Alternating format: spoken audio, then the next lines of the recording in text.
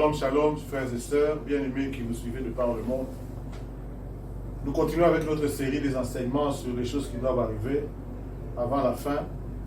Aujourd'hui, nous sommes avec le pasteur Austin qui nous reçoit, mais nous ne sommes pas seuls. Nous avons à ma droite Maman Magui Lupon.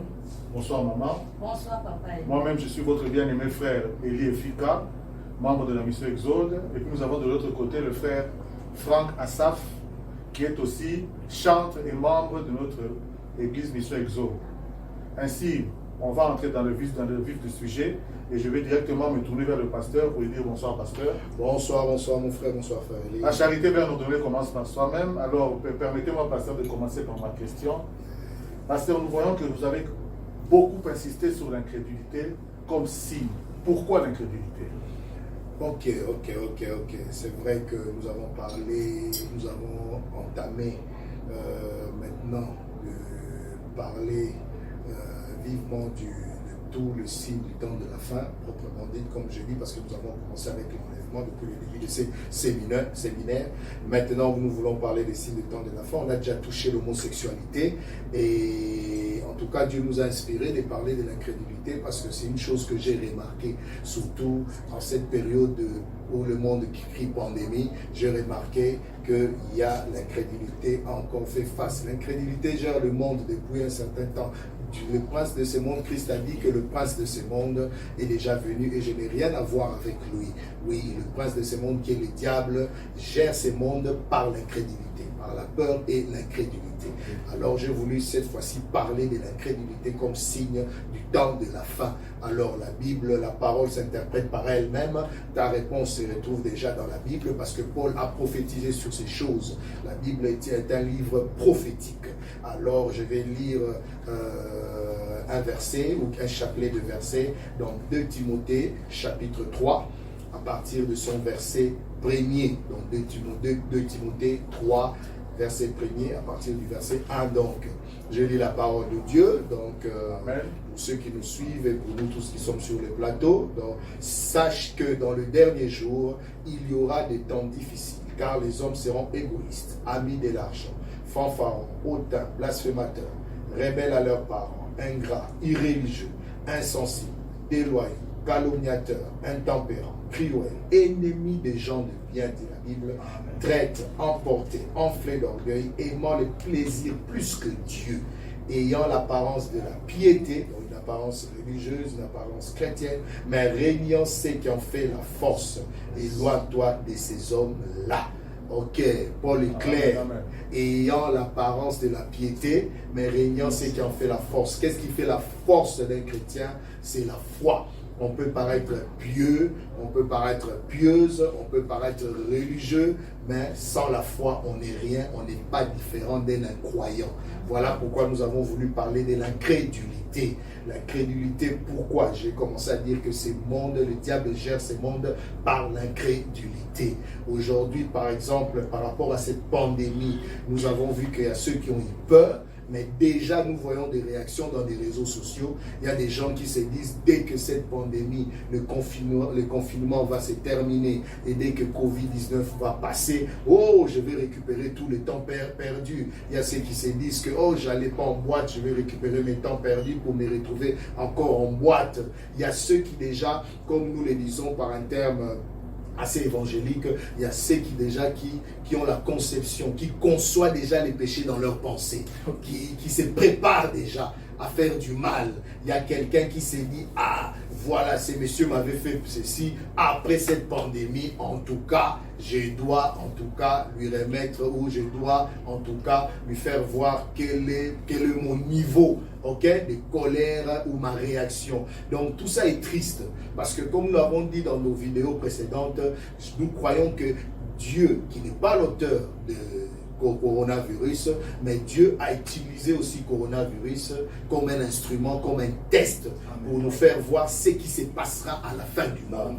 Pourquoi cette pandémie nous a surpris le monde entier à moins de 2 mois. Cette pandémie nous a surpris. Nous parlons aujourd'hui de confinement total et de confinement partiel. Ok? Donc partout les gens sont confinés.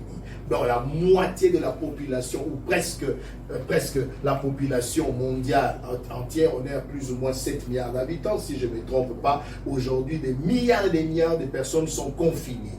Mais voilà, pendant ces moments où il y a ceux qui ont peur, il y a aussi ceux qui se disent que non, comme j'ai dit, déjà la peur commence à un peu passer parce qu'il y a des guérisons et tout ça. On nous parle de la chloroquine qui guérit déjà les malades, les antibiotiques et tout ça. Un vaccin, on est en train d'attendre un vaccin et tout. Les gens se disent, ouf, que cette histoire, que les gens soient guéris, que ces confinements finissent, afin que nous puissions vaquer à nos occupations de chaque jour. Oui, ça c'est bien, mais comme je l'ai dit, il y a ceux qui conçoivent déjà les péchés dans leurs pensées. Il y a ceux qui ne se disent, pour ne pas m'écarter du sujet, il y a ceux qui se disent, pour ne pas aussi me répéter, il y a ceux-là qui se disent déjà, voilà, ok, j'avais des projets, je vais réaliser mes projets, mais sans comprendre que, sans savoir que Dieu a utilisé cette pandémie aussi comme un test pour nous faire voir, je le disais, ce qui va se passer à la fin du monde. On sera aussi surpris et ça sera la fin. Alors si Dieu a lancé un test, pourquoi ce test? Pour interpeller nos consciences, pour interpeller la conscience de tous. Ok, d'interpeller que tout le monde sache comment il est en train de vivre, quel est son rythme de vie, c'est ce que je voulais dire, et comment s'arranger avec le Seigneur.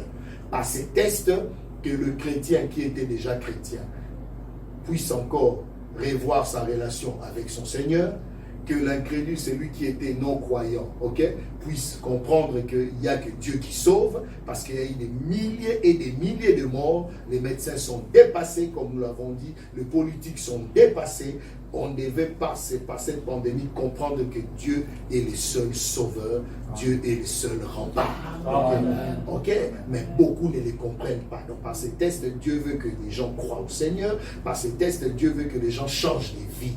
Mais j'ai dit qu'il y a l'incrédulité qui règne dans le monde parce qu'il y a beaucoup qui ne changeront pas de vie, qui vont continuer dans leur vie passée, ok? Et il y a beaucoup qui vont, comment dirais-je, il y a beaucoup aussi qui peut-être par cette pandémie vont croire au Seigneur. Il y a des chrétiens qui vont chercher à s'arranger, hurrah, ça c'est une bonne chose, mais il y a ceux qui resteront incrédules pour ne pas changer, pour dire que Covid-19 est venu, Covid-19 est passé, alors rentrons dans notre vie normale de chaque jour, où Dieu a voulu par Covid-19 briser l'incrédulité dans le cœur des habitants de la terre, et surtout dans le cœur des chrétiens, s'il y avait encore l'incrédulité.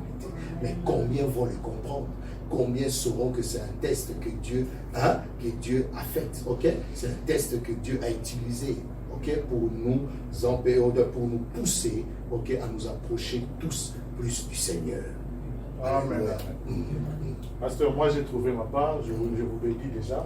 Okay. Et je ne sais pas si Maman Magui a peut-être une question à poser par rapport au sujet que nous sommes en train de débattre. Maman, vous avez la parole. Merci Papa Eli. Question on me proposant en Linda. Ok. Pour le pasteur Koloba, on a tiré moi et nous. Dans la carte église, les appels à Mandimi sous au Tilelo. Bazara na carte église, malgré Covid eye, bazo mona kaka vie na bango basala ya kobata mwana. Les appels batunsu na mokili ba païen, o lelo azokana. Ezala misusu abongoli motema kana maladi eye mais ezala misusu azokana kaka nga soki esili mobali na nga wana ya bato wana tokozongana naye nga soki esili place na biso tomelaka paster yango nga na nga nayeba wana mpe ezaka incrédulité tondeli. Ok, je crois que Naouti Kolobango déjà, n'est-ce pas? C'est vraiment ça l'incrédulité. L'incrédulité empêche, ok, à la personne ou à une personne de faire la volonté de Dieu. Ok, parce que Dieu a mis dans le cœur de tout homme la pensée de l'éternité et le libre arbitre. Donc l'homme connaît ce qui est bien et ce qui est mal. Et l'incrédulité nous empêche à faire le bien. L'incrédulité nous pousse à faire le mal. Il y a un autre lobby, dommage que les lots même dans le monde chrétien, dans l'église, les gens chrétiens nous sont souvent dans la double vie, au lieu de la pandémie, qu'ils comprennent qu'ils doivent changer de vie, mais non, pour eux, ils vont se dire après la pandémie, restons hypocrites comme nous sommes, Dieu a encore eu pitié de nous, parce qu'aujourd'hui on parle de Dieu, de la grâce, aujourd'hui c'est plus le Dieu le Père, mais c'est plus Dieu le grand-père.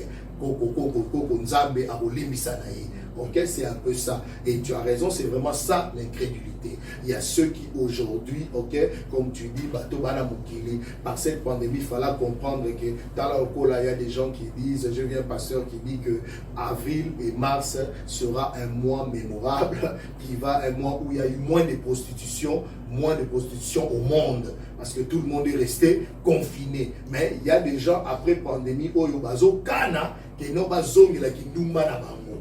Donc, c'est ça l'incrédulité. Voilà pourquoi nous parlons d'incrédulité comme un grand signe. L'incrédulité ôte la crainte du cœur. Makambouza grave, la chose est grave. On te dit de ne pas faire. Mais l'incrédulité te fait voir la chose autrement.